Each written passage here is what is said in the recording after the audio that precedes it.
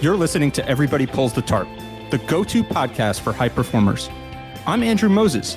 Each week, you'll hear my thought-provoking conversations with Olympians, pro athletes, CEOs, elite coaches, best-selling authors, and other high performers to uncover their secrets to success. Get ready to be inspired each week when we talk about leadership, teamwork, work ethic, and more. Are you ready? Let's go.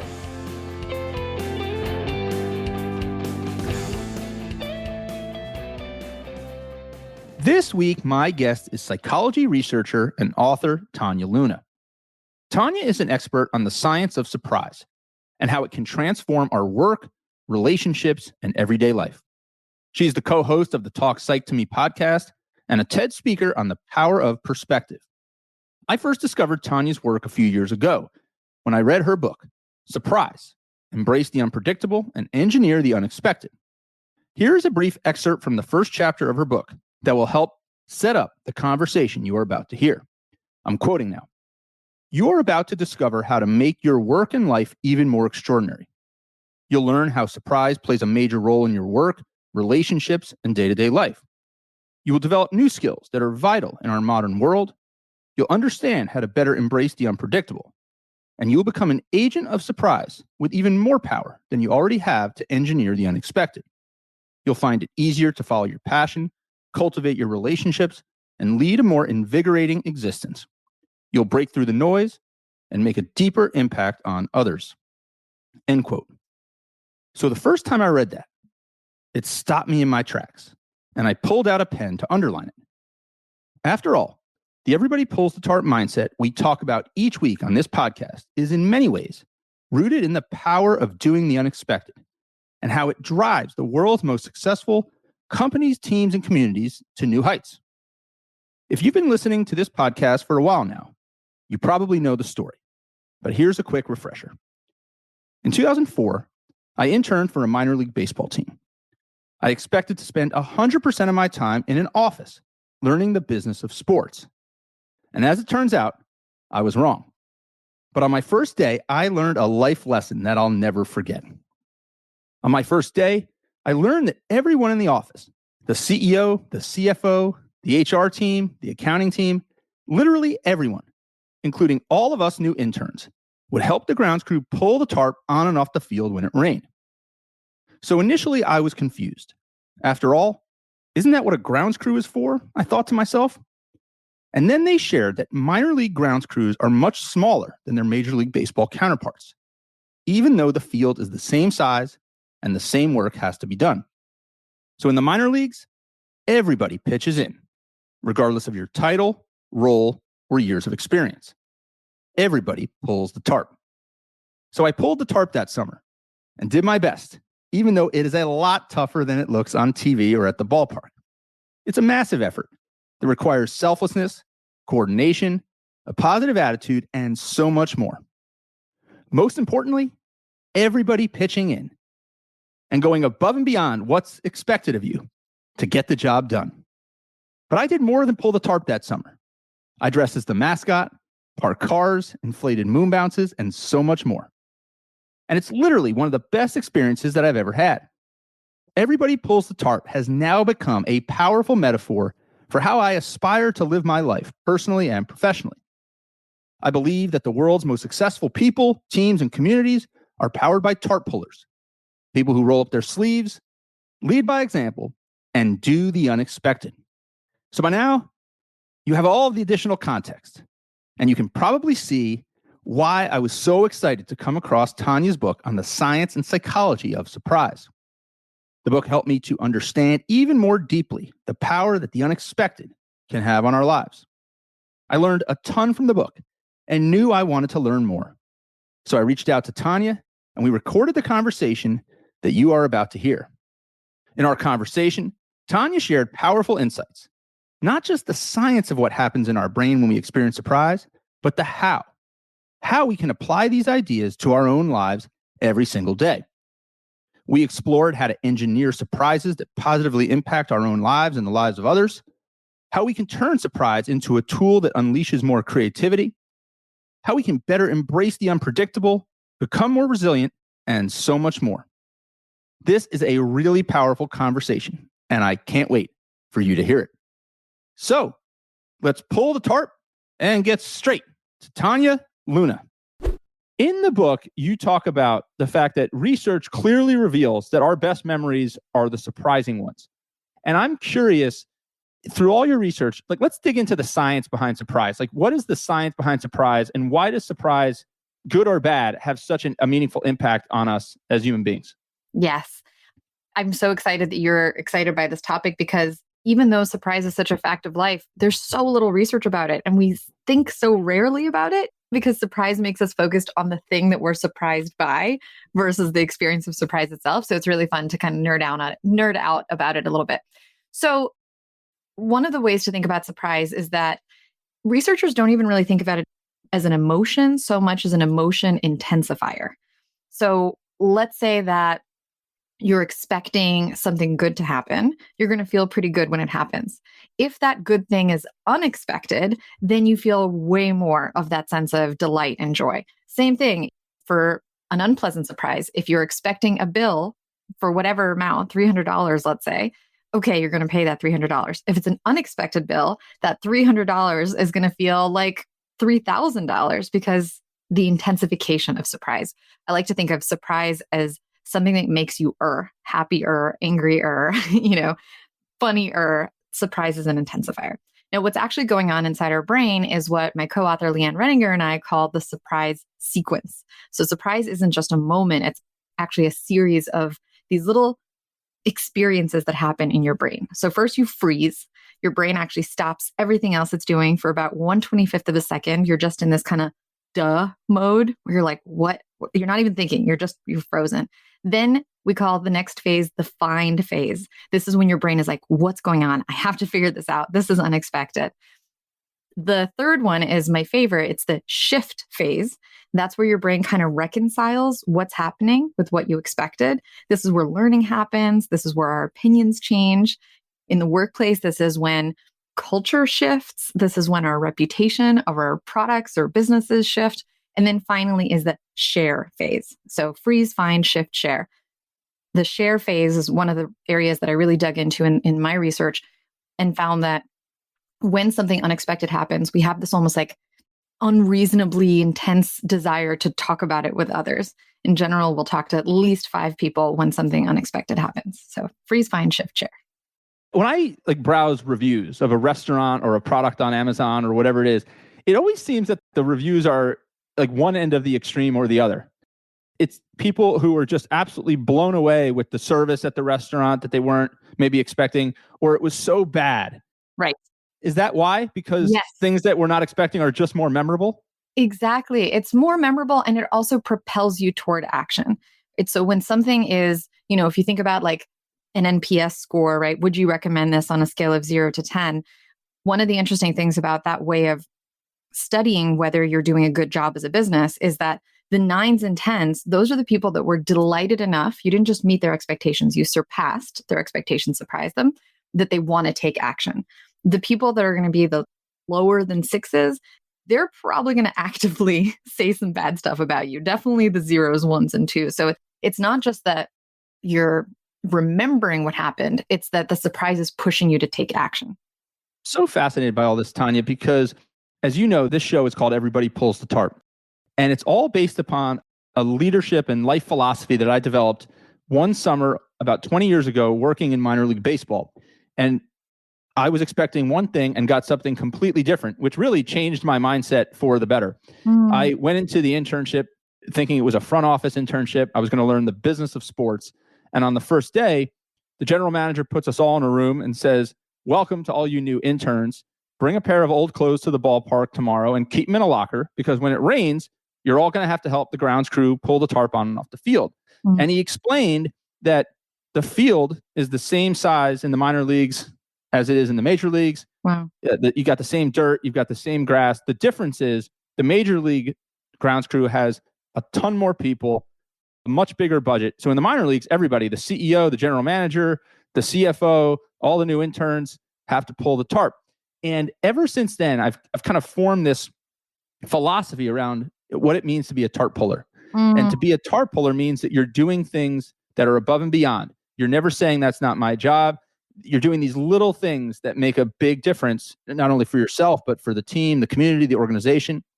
And when I read your book, it struck me that in many ways, pulling the tarp maybe creates a surprise moment because it was something that somebody wasn't expecting. The CEO making their own photocopies, the FedEx driver, in my neighborhood, who, if my newspaper is still sitting on the driveway when she brings a package, she brings the newspaper up to the door. These little things that I say are pulling the tarp. Yeah. They're surprises. Well, first of all, I feel like the books I've written are kind of about your life. You didn't even know it, but here I was writing these different books that all relate to different aspects of your life. I think that there's a power sharing element there that I'd love to dig into, which is everyone pulling the tarp together. It's not just, hey, intern, pull the tarp. That would be a surprise too, but it probably wouldn't be a good one. I think that your example is such a beautiful one of where that shift phase of the surprise sequence can be so powerful.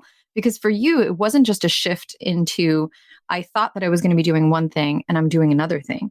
It was a shift in perspective to, I thought that the workplace was one thing, but actually what makes a workplace work really well is this completely different thing. Like that moment of surprise didn't just change you as an intern, it changed your entire life and probably many other people's lives. So not only a surprise is an activator, it's also this like expander of possibilities.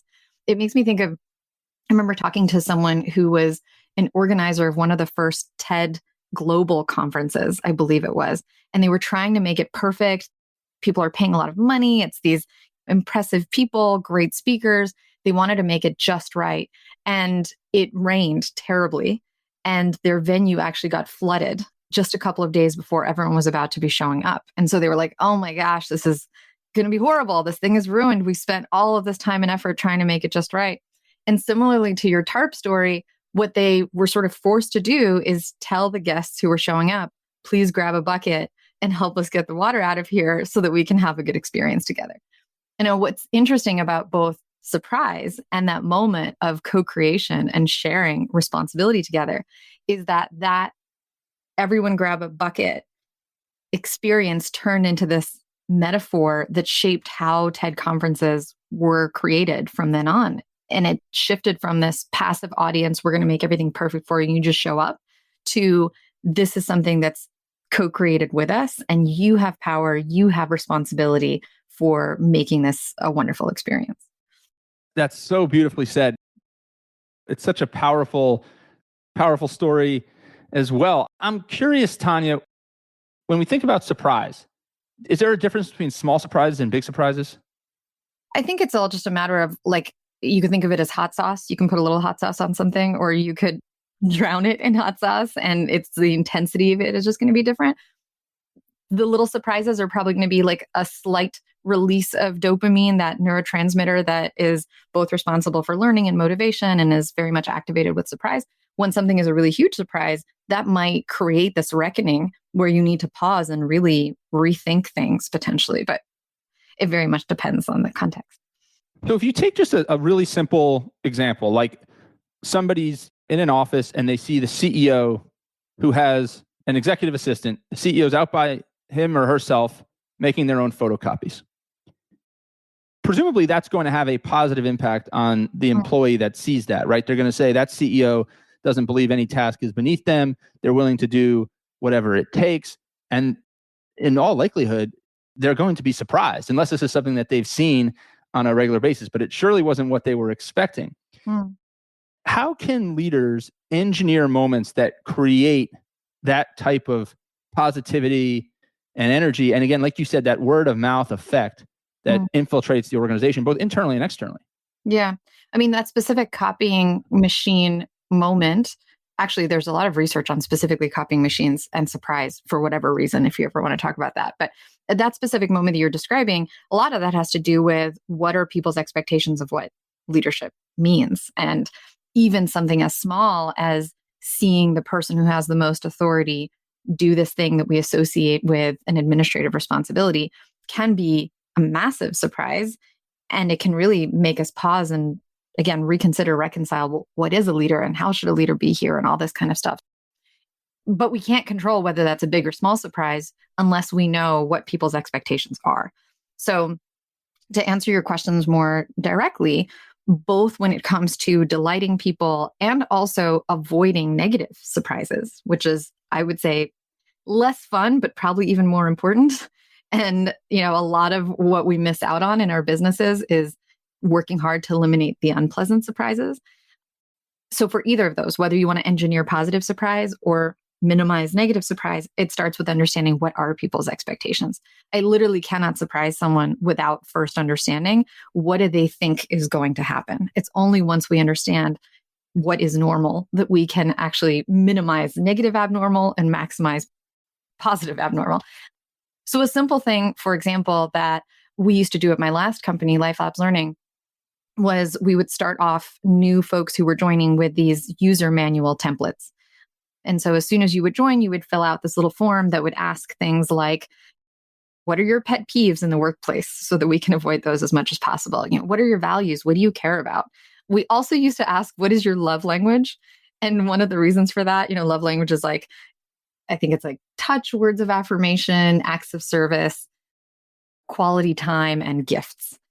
One of the reasons we would ask that is so that we could have basically a little bit of data already on how to delight this person. We also had this like secret surpriseologist budget throughout the company where everyone had, I think it was like $50 or something like that they could use throughout the year to surprise other people. And so people were often going into that document to both go, there's some friction going on with this person. Let me figure out how to smooth that out by better understanding their expectations. And let me read this to see how do they like to be delighted? What do they value? What do they care about? So that I could surprise them both using that budget and just in everyday interactions. And so in other words, if I'm a leader or I'm a coach of a team and I want a thriving workplace or a thriving locker room in the sense of a team, it sounds to me like the most important thing, or at least the place that you start as the leader, is understanding what people each individually expect. Because if you're below expectation or different from expectation in a perceived adverse way, you have to either find ways to mitigate that surprise happening or that shortfall of expectations, or you've got to be able to quickly fix it when it does. And the other things are the perceived positive differences between expectations and what actually happened. Those are the things that you should be really working to be intentional about and engineer. Is that a fair way of putting it?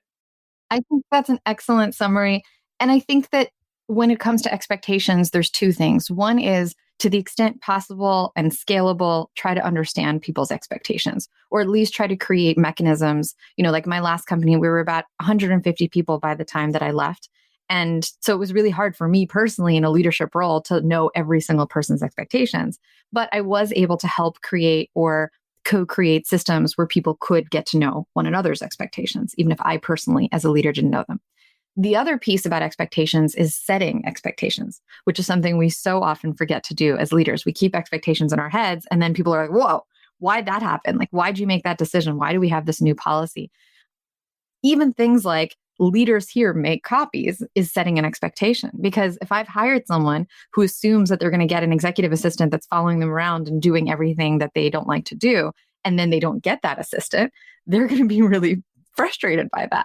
So number one is understand people's expectations to the extent possible. Number two is be really explicit about here's what normal is here. Here's how we do things here. You can get input on that. You can always change that. But ideally, to the extent that people understand what's expected, you make that really explicit. Tania, I'm curious, continuing that point about the difference between positive surprise and I guess you could say adverse or negative surprise. We've been talking about it a lot through the lens of leadership and a leader or a coach intentionally trying to avoid negative and create and engineer positive. But what about from the standpoint of like building resilience in ourselves to withstand surprise and disappointment and things of that nature? You talk about in the book that, I want to make sure I get this right here. You say in the book that psychologists suspect that resilience has more to do with success than intelligence, that so much more of our success hinges upon our ability to be resilient as opposed to even our ability to display a high level of intelligence. What is the science and the reasoning behind that? I'm so glad that you picked out that quote because it's been several years since I wrote that book. And 2020 happened in between. I had to lead through a pandemic. We all had to figure out how to change and adapt, and recessions have come and gone and things like that. And yeah, it's true. I mean, resilience is the thing that allows us to adapt. It allows us to stay creative and ultimately stay in the fight. So some of the science behind resilience, maybe to get into the science, I'll share another quick story or example. So there is this fascinating case study of an attempt to essentially prepare us for space travel by building this giant dome. Have you heard about this in Arizona? I have not. It's what do they call it? Biosphere 2, I believe. But you might need to fact check me on that. Anyway, so they built this huge dome in the desert to see what would it take to survive in these really harsh conditions. Could we create this little like bubble that we're going to test out here in the desert, but then ultimately test out in space? And so what they did was they had several people living in this dome, but they also planted all of these plants. And one of the plants that they planted were all these trees. So this dome, perfect bubble, right? You don't need to be resilient because there are no harsh conditions. And so the trees were growing and growing really quickly because there was nothing to interfere with them. It's like, imagine if your business had no obstacles and it could just grow and grow and grow. Well, what was really important about this experiment is the surprise was that these tall trees started toppling. They just started falling. And they were like, what the heck is going on with these trees? They're like in this perfect little bubble. Turns out that it's the wind that trees have to endure when they're growing that makes them strong. So they actually develop this kind of wood called stress wood that is required for them to be flexible and to be able to adapt through these harsh conditions. And so going back to the psychology of resilience, what we learn is that when people don't experience early struggle, they're actually much worse at adapting later on when the struggle happens. And I could dig more into that, but it's almost like we need to train our brains that through struggle comes victory. And through struggle, there is the possibility of growing stronger. If we struggle too often or if we win too often, then that adaptivity is lost and we don't get that resilience. It's so interesting. So to continue down that path, Tania, so we really benefit from the struggle. How big of a struggle do we need? How small of a struggle do we need? How can anybody listening engineer struggle or an appropriate amount of struggle into their own lives, Yeah. personally and professionally, so that we're having the appropriate amount of growth through the struggle? Yeah. Well, I think it's tricky to answer that in the sense that struggle level depends on muscle strength, right? So it's like, how much should you struggle when you're working out? Well, if I'm just starting to lift heavy weights, then I probably shouldn't start with 200 pounds. I should probably start with 5 pounds. And maybe for me, 5 pounds is tough. And then as I keep going and as I keep going and as I keep going, it's actually really important for me to keep lifting heavier and heavier weights. So the first probably annoying answer is it depends. But the maybe more helpful answer is struggle should ideally be constantly just outside of our comfort zone. And there's a lot of research by, for example, a psychologist named Mihai Csikszentmihalyi, who found that when we are happiest in life, we are in a state of what he called flow state. So it's like when we're completely in the zone, right? This is in sports, this is in anything in the workplace, this is in our hobbies. When we're in the zone, like time is almost disintegrating, we're excited, we're invigorated. And that's because whatever we're doing is just a little bit harder than we can handle. So I think to answer your question, it's trying to understand, all right, let me pay attention to the extent to which I am challenged and getting to that right zone where it's just easy enough that you're making progress, but it's not so easy that your progress is guaranteed. We always have to be in that state of like, it's just out of my reach. Does this make the case also for the power of small wins and setting yourself up with incremental goals and success steps along the way where you struggle and then you break through and then you struggle a little more and then you break through again? Does this make the case for that? Yeah, absolutely. What you're describing is what we called in the book the struggle sandwich. So it's like struggle, win, struggle, win, struggle, win. You don't want too much of either one. So I think for most of us, we're already struggling. And so it might be that instead of paying attention to adding more struggle to your plate, you might need to just really take the time to stop and go, how far have I come? Let me look back and see what can I do today that I would have found really difficult last year, right? Or like, what did I achieve that I feel pretty proud of? So just both setting yourself up for those small wins and also recognizing and naming the wins can really help with that resilience. I heard recently that the name, whoever said it is escaping me, but I heard recently about an exercise that people will do where they'll periodically look at their calendar 365 days prior to today. And they essentially reconcile what you just described there. They'll look at what are they doing today versus what were they doing a year ago. And some days it may make sense, some days it may not, but more often than not, what you are going to see is this growth and pivot. Maybe it's a new role. Maybe it's putting a focus on something different. And that fills you with gratitude for how far you've come, even though in the scheme of things, it might not feel like you've come that far. Yeah, gratitude and something that in psychology we call self-efficacy, which is a really interesting concept that's different from, for example, confidence. Self-efficacy is about having evidence that you have achieved things in the past, which makes you significantly more likely to attempt to achieve things in the future. So it's not just about, oh, this is a touchy-feely, feel-good thing. It's about, no, you better prove it to yourself and give yourself that data, that evidence that, look, you are making progress, you are achieving, you are, growing. But at the end of the day, to tie it back all to surprise, where we started this conversation, does this struggle sandwich fundamentally mean that we don't expect ourselves to accomplish as much as maybe we do? And then by creating this struggle sandwich, you kind of struggle, you win, you struggle, you win, and you're kind of exceeding your own expectations? Yes, I think for sure that's part of it, is just continuing to adjust your expectations. But I think the stronger relevance to surprise, and one of the reasons that we really dug into resilience in the book, is that surprise isn't just about engineering moments of delight. It's also about embracing the unexpected and the unknown. And so much of where we feel pain in life comes from really wanting to control what's going to happen and then feeling frustrated when that control is impossible. And so resilience and struggle and all of these kind of ups and downs and wins that we're talking about, it just becomes so much more interesting and joyful when you go, you know what? I don't know what's going to happen, right? Like I can have a plan. I could do some scenario planning, right? Like in the book, we talk about this girl that we interviewed who I believe on her 18th birthday was going to find out if she has this horrible genetic disease that would completely change what her life was going to become, right? Would she have this typical life or would she have a really shortened life? And for her, she really used that unknown to go, I can't control what my genes are. So let me just be ready for lots of different possibilities. So I think that's the bigger connection there, is just to stop going, oh no, things didn't go as planned, and just accept that a plan is just imaginary. It's an idea. It's not a sign of success or failure if your plan happens. And actually, life can be much more joyful when we sort of shift into a state of wonder. Shifting to a state of wonder.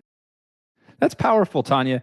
And as we continue our conversation, I'm smiling because I'm kind of reminded of the moment that I was reading your book and I started to say to myself, this tarp pulling stuff that I talk about, like there's actually science behind it. It makes sense. We want to exceed we want to exceed our expectations. We want to exceed the expectations of others, of our customers, of our clients. And there's science behind it. And that's so cool. In addition, you get into so many other benefits of positive, what I'll call, for sake of our conversation, positive surprise. Yeah. Boosting creativity, maintaining your focus, helping with decisions. I want to dig into some of those a little bit, Tania. So the power of surprise in boosting creativity. You talked in the book about taking these walks outside and how when you take these walks outside, you can increase your cognitive output by, I think it was 60% or more. Yeah, it was a Stanford study that found that. Yeah.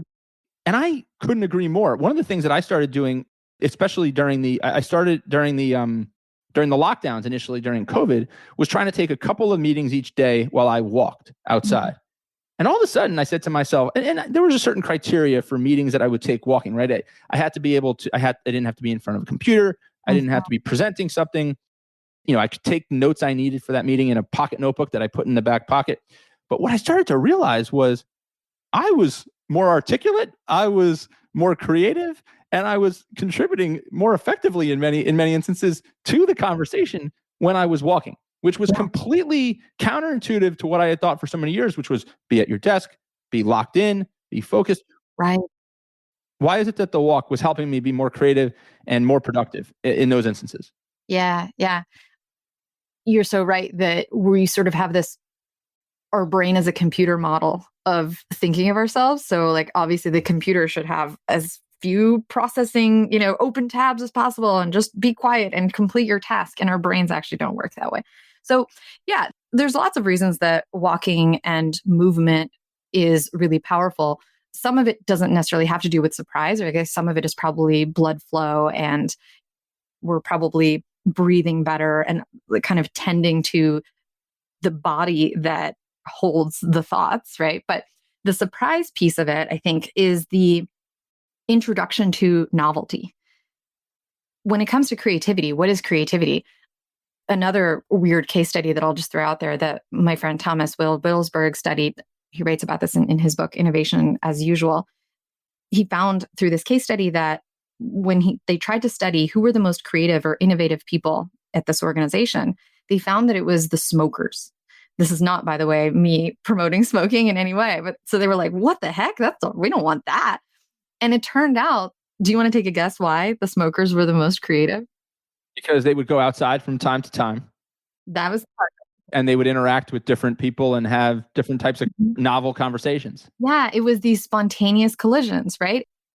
They didn't know who they were going to talk to, when, what the weather was going to be like outside. So it's these immersions in the unknown, the unexpected, the novel. It doesn't have to be hugely novel, right? You don't have to be outside and go, oh my gosh, I'm in a new country. It's just, oh, I never noticed that tree before. Or, oh, is that the same crow here that I saw yesterday? Like, do we have community crows? Like these weird thoughts that start to go through your mind when you're in these spaces that both have all of the stimulation and also all of this variety.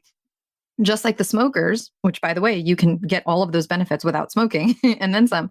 Just like the smokers, you're colliding with these sparks.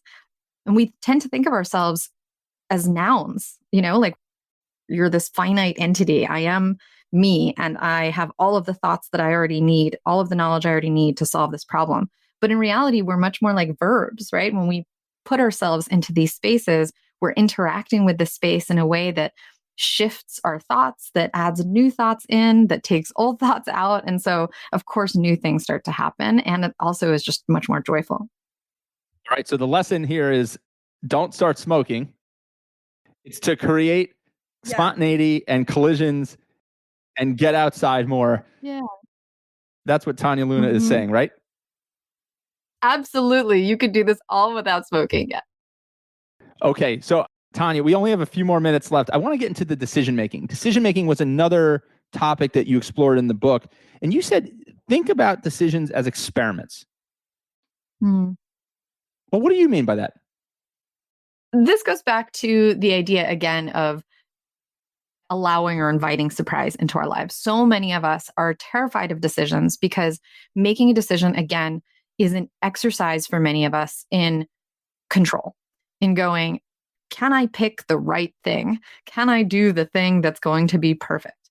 But actually, when you recognize that control is an illusion and constantly these unexpected things will happen regardless of how hard we try, then decision making can become much lighter and more interesting. So, for example, what I find is that organizations that tend to be more nimble, more quick, and better at learning, they frame everything as these small experiments. So they go, okay, we're not sure if product A or product B will work. So let's just try A, see what happens, collect some information, and then shift to product B, or let's A/B test it, right? Or maybe it's a big life decision and you're deciding, should I move to this new country or not? How can you frame it as a small experiment? Can you visit there for a little while? Can you try using the customs of that country in your own home for a little while? So just starting to think of life as a little bit more of a laboratory where you're exploring and discovering versus controlling and committing. That is such important advice. Think of your life as a laboratory where we're constantly experimenting and I guess trying to minimize risk by placing small bets, I guess you could say. Yeah, I think it's both the mindset of experimentation and the practice of experimentation, right? The mindset is, let me stop stressing about this and just test this out, right? Ultimately, when you're in a laboratory, you don't try to prove yourself right. In fact, you shouldn't at all. In fact, you're trying to see if you can be disproven. So the scientist mindset is, let's just see what happens. And that already is kind of like lighter and more interesting. And again, connects to that sense of wonder. So that's part of it. And then to your point, there's also, if you start thinking about it as an experiment, you tend to make decisions that are easier to unmake. You tend to pilot things a little bit more. You tend to A/B test things a little bit more. And so ultimately, not only does the decision feel better, the outcome is also probably better. Tania, as we wrap up our conversation, and I am feverishly taking notes here because this is great. I'm learning so much from you, and I'm so glad that we're having this conversation. When you think about the new book, Lead Together, Stop Squirreling Away Power, and Build a Better Team, what are you most excited about the world to take away from the new book? There's so many lessons from Surprise that we've talked about, and I encourage everybody, this is just like scratching the surface with Surprise. You've got to go get yourself a copy of Surprise and dig in deeply. But Tania, as it pertains to the new book, Lead Together, what are you hoping the world takes away most from this book? Oh, man. Love that question. So weirdly, the TARP metaphor is so perfect for this book because this book is all about, as a leader, how can you share power with your team to ultimately build a more resilient, more creative, more flourishing team so that you can achieve more together. So you can't drag that TARP alone. You're going to get much farther and feel much more committed and excited when you hold the TARP together. The book is actually written in the form of a story, so this might surprise you. It's about a squirrel who runs a company called Nuts for You. He's a branch manager, so it's very punny. I decided to go in the form of story just to keep it more playful, and because what research shows is that we learn better through story. And so he is faced with this forest recession because of a human condo development. He's used to a very command and control, tell the executive assistant to move the TARP kind of leadership. And it's not working, right? They're not resilient. They're not creative in the face of all this adversity. And so he has to learn a different way to lead and to ultimately lead together. So to answer your question, the number one thing that I'm really hoping people will take from it is this shift away from leadership means power over, right? Leadership means me telling people what to do, into leadership is power with. I will make my team stronger by sharing power, by sharing whether that's decision-making authority or responsibility or context and information.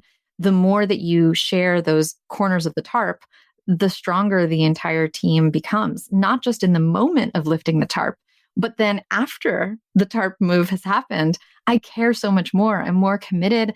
I understand better. I can teach others better. And so with Power With, we use our power to grow the power in others. That grows our collective capacity and it allows mutual flourishing to happen. Tania, I have learned so much from this conversation. I am so grateful for you and the work that you do. And I am so appreciative that science backs up everybody pulls the TARP. That science says that pulling the TARP can have a profound impact, not only on your organization, but on your community, the people that you serve. And it's all about sharing responsibility. You talked about sharing power and sharing responsibility, sharing the load. That's what we talk about every single week on Everybody Pulls the TARP. Tania, I have had so much fun. Thank you for spending a few minutes with me this week. Thank you. I want to say I'm surprised, but I was expecting a great experience. So this was exactly what I was hoping for. And thank you for that. Thank you for joining me this week. Be sure to subscribe in your favorite podcast app so you can catch all of our upcoming episodes. And if you are like me and want a world full of TARP pullers, then leave a review to help others find us. You can also follow me on Twitter at Andrew H. Moses. That's Andrew H. Moses. And be sure to sign up for my email newsletter at everybodypullsthetarp.com/newsletter. I'll share tips and insights to help you achieve maximum success and happiness. Today is a great day to pull the TARP. I am rooting for you. See you next time.